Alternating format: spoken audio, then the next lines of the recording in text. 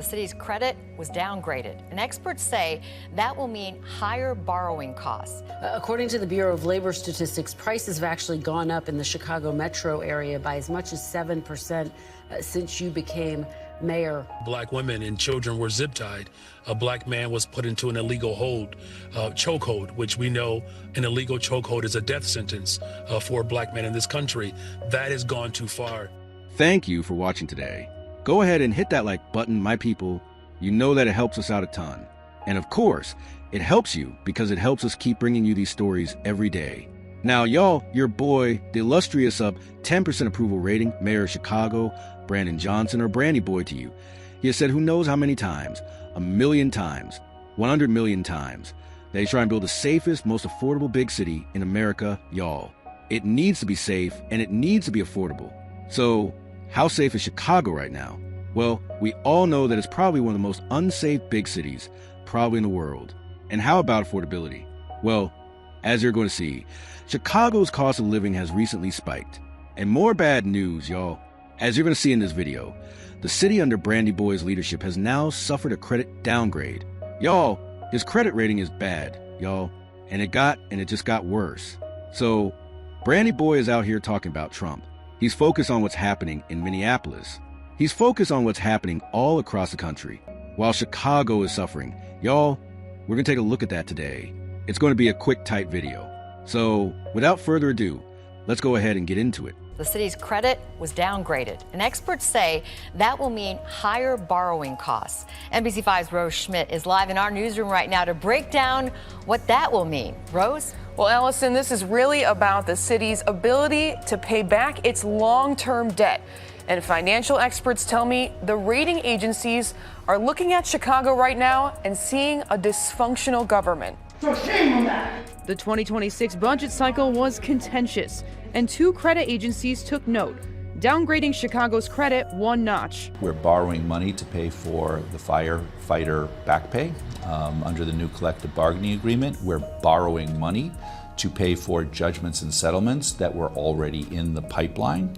And so they'll be just a little bit more costly for that. The agency cited the friction between Mayor Brandon Johnson and council and the city's financial challenges. If I buy City of Chicago bonds, I'm probably going to have those bonds for 10 years or 15 years or 20 years.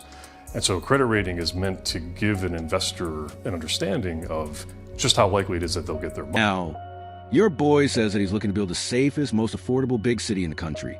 But for some reason, he can't stop talking about Donald Trump. Y'all, why is that? Like, what does that have to do? What does Donald Trump have to do with being the safest, most affordable big city in the country? Anyway, y'all, let's listen to your boy talk about his plans that so far he's having very much difficulty realizing. Which we know the wealth concentrated in the hands of the few people has caused a great deal of turmoil. And that's why in Chicago, we're providing a different vision, building affordable homes, investing in education, creating good paying jobs for families. That's what working people want us to do. That's what Democrats have to continue to lead on. Well, let me ask you about the issue of affordability. According to the Bureau of Labor Statistics, prices have actually gone up in the Chicago metro area by as much as 7% since you became mayor. Why is that, and what's your argument for why Democrats are the party to bring prices down? Well, first of all, what we've seen with this president, with those tariffs that have been deemed illegal, that created an additional burden of on average $2,000 per household, right? So you're seeing a reflection of his poor policies.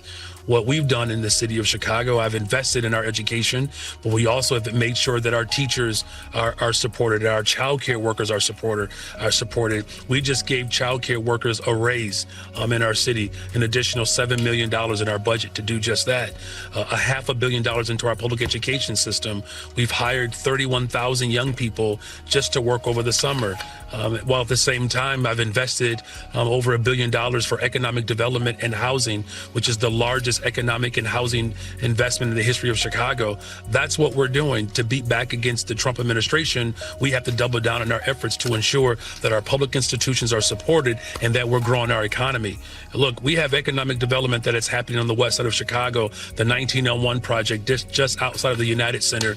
We're talking about $8 billion of new investment on the southeast side of Chicago, where there hasn't been investment in over 30 years, where the steel mills used to exist.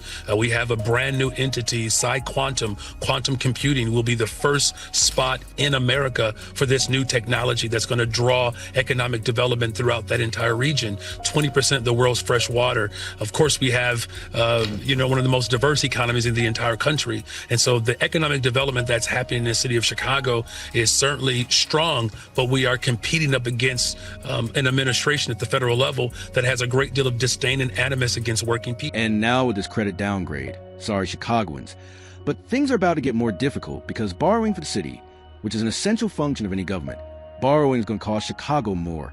And by default, it's going to be harder for them to get the funding for the city that they need. Johnson administration wants to reassure people these ratings actions do not change the city's day-to-day operations. But University of Chicago professor Justin Marlowe estimates this will mean $3 to $5 million a year in additional borrowing costs. Yeah, to put that in context, that'd be roughly the equivalent of, say, a neighborhood fire crew. Last year, a group of alders disagreed with the mayor's controversial head tax on large companies, so they took it out and crafted their own plan. Johnson's administration now says, like the ratings agencies, it's also concerned about that final budget and the lack of structural revenue sources. But the alders say the credit challenges are the result of ongoing budget mismanagement, not our amendments to the mayor's proposed budget that ultimately made it more financially responsible. Here's the Civic Federation's advice for the next budget cycle. The government has to work together as a whole. So, yeah, y'all, this is what you get when you get somebody who wants to be like a civil rights leader and a migrant activist, and at the same time a social studies teacher, and at the same time a mayor. It doesn't work out so well, y'all. Sorry about that. As the mayor of the city of Chicago, what people talk to me about every single day is how we build safe and affordable communities. That's what my focus has been. That's what we're doing in Chicago. And it's quite disappointing that this president has not caught on with the hopes and aspirations of working people. Well, one of the biggest flashpoints, certainly last night and right now, is the issue of ICE, how it's being deployed. You have called for abolishing ICE. What do you say to Democrats who argue that goes too far and could actually give Republicans the upper hand on that issue politically? Well, what has gone too far is this president. He has worked outside of the confines of the Constitution. We have filed multiple pieces of litigation against this president because he has overreached, and we have prevailed. In every lawsuit that he has put forth against our city, we have beat back. Look, a dad was dropping his children off to school and was murdered by federal agents, and then they lied about it. Another woman was shot multiple times in the city of Chicago. They lied about it, pressed charges against her. Those charges were later dropped. We know that, Renee and Alex and those families are still grieving because they too were not just shot, but they were murdered. We have seen this president circle Black Hawk helicopters over apartment buildings on the south side of Chicago, where long guns were placed in the faces of black women and children were zip tied. A black man was put into an illegal chokehold, which we know an illegal chokehold is a death sentence for a black man in this country. That has gone too far. So, yeah, y'all, Chicago, you have a credit downgrade. Y'all credit just got worse under the stewardship of the illustrious sub 10% approval rating mayor of your city. And if the past is prologue to the future, y'all think he's going to get better now in the second half of his term.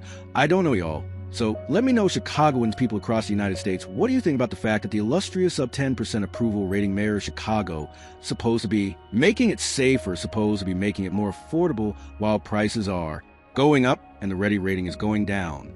Y'all drop a comment down below. But before you do, please stop, hit the share button.